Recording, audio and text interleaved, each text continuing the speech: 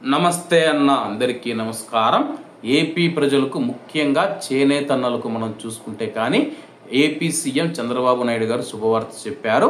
మగ్గాలున్న చేనేతకారులకు ఈ నెల 7వ తేదీ నుంచి ఉచిత విద్యుత్ పథకాన్ని అమలు చేయనున్నట్లు ముఖ్యమంత్రి చంద్రబాబు గారు ప్రకటించారు.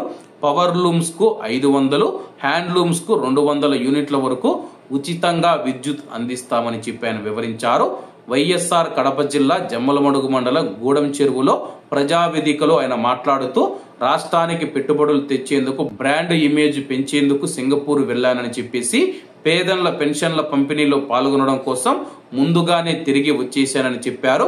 పెన్షన్ల పంపిణీకి అత్యంత ప్రాధాన్యం ఇస్తూ ఉన్నట్లు ఆయన తెలిపారు. ఆంధ్రప్రదేశ్ రాష్ట్రంలో 64 లక్షల మందికి ఏటా 33,000 కోట్ల రూపాయలు వెచ్చిస్తూ ఉన్నట్లు పునరుద్ఘాటించారు. తాజాగా మరో 1,08,499 మందికి వితంతు పెన్షన్ల కోసం 43 కోట్ల 40 లక్షల రూపాయలు ఇస్తూ ఉన్నామని ఆయన తెలపడం జరిగింది.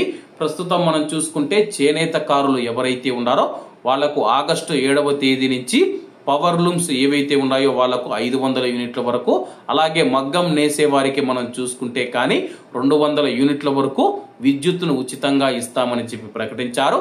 కాబట్టి అందరూ బాగుండాలి, అందులో మనం ఉండాలి. అందరికీ నమస్తే అన్న, జై హింద్.